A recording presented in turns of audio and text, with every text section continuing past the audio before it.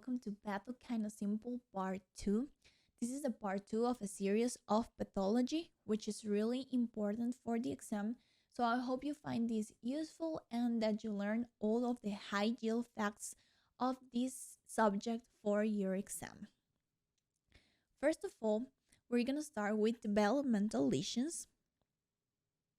And the first ones we're going to see are the cleft lip and the cleft palate. This is a highly asked topic during the exam, so it's really important that you notice.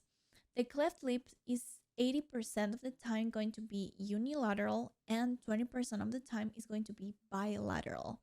This is due to a lack of fusion of the median nasal and maxillary process. And the cleft palate is due to lack of fusion of the palatal shelves. This is really important. What's the main cause of each